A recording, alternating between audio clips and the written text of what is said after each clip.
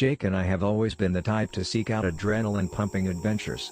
Whether it's skydiving, rock climbing, or urban exploration, if it promises a rush, we're in. So when we heard about the Midnight Flag Challenge in the mountains, we couldn't resist. The challenge was simple: teams of 2 would race to retrieve a flag from a designated spot and bring it back within 20 minutes. The catch? It had to be done at night, and the weather forecast for the evening was cloudy with no moonlight. We arrived at the base camp just as the last sliver of daylight faded. The sky with clouds so thick it seemed difficult to figure out without headlamps. The other participants were already gathered, their headlamps flickering in the gloom. We exchanged nervous smiles and words of encouragement, though the tension was perceptible in everybody. The rules were straightforward. Each pair would be given a map with the location of the flag marked. The first team to bring the flag back within the 20-minute window would win.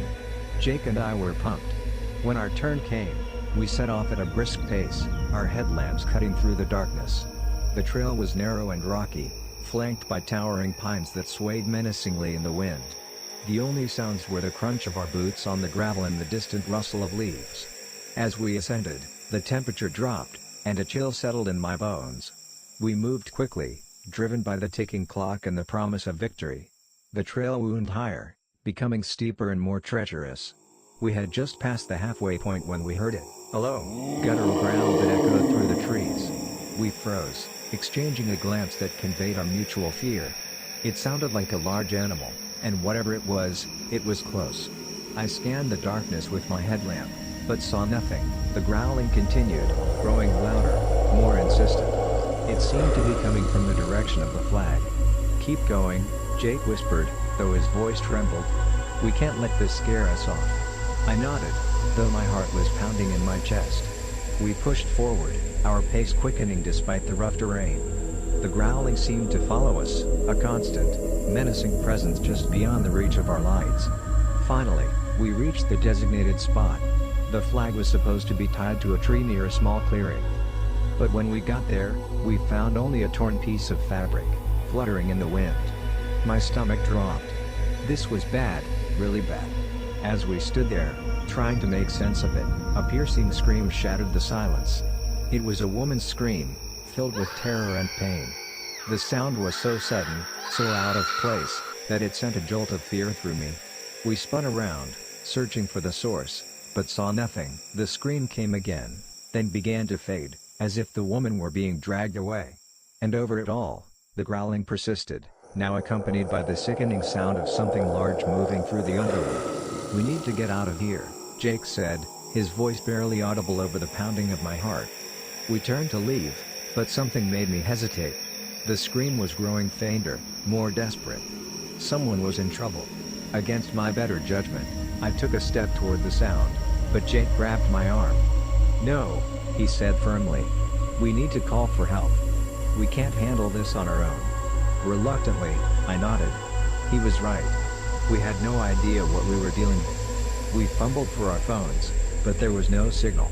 Of course there wasn't, we were too deep in the mountains. "Let's get back to the others," Jake said. "Maybe they have a radio or something." We started back down the trail, moving as quickly as we dare. The growling seemed to follow us, a sinister presence that sent shivers down my spine.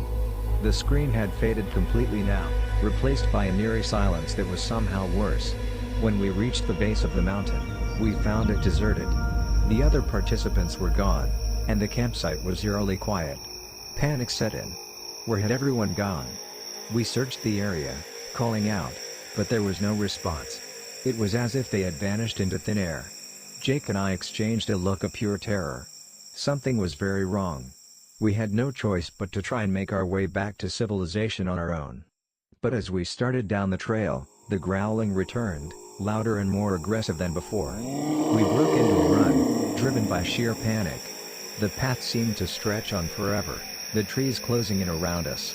My lungs burned, and my legs felt like lead, but we couldn't stop. Not with that thing behind us. I stumbled, nearly falling, but Jake grabbed my arm and hauled me back to my feet. "Come on," he shouted, his voice barely audible over the roaring in my ears. We came into a clearing, and I felt a momentary surge of hope. In the end, all we could do was run. We stumbled out of the forest at dawn. battered and bruised, but alive. We called the authorities and told them what had happened. They seemed skeptical but promised to send someone to check it out. We waited there, shaking and trying to calm down, until the police arrived. They took our statements and went up the mountain to investigate. But when they came back, they said they hadn't found anything. No signs of a struggle, no strange noises, nothing. "Are you sure you heard what you heard?" one of the officers asked, his tone skeptical. "We're sure," Jake replied, his voice shaking. "We heard a woman screaming. We heard something chasing us." The officers exchanged glances, then nodded. "We'll keep an eye on the area," one of them said. "But for now, we suggest you go home and get some rest." We drove back in silence, both of us too shaken to speak. When we finally got home, we tried to convince ourselves that it was just our imaginations, that we'd let the darkness and the isolation get to us. But deep down, we knew what we'd heard. And we knew that somewhere up on that mountain, there was something that didn't want to be found. To this day, I don't know what we encountered that night. But I do know one thing: I will never set foot in those mountains again. Some places are meant to remain unexplored, their secrets hidden in the shadows. And some challenges are better left unmet.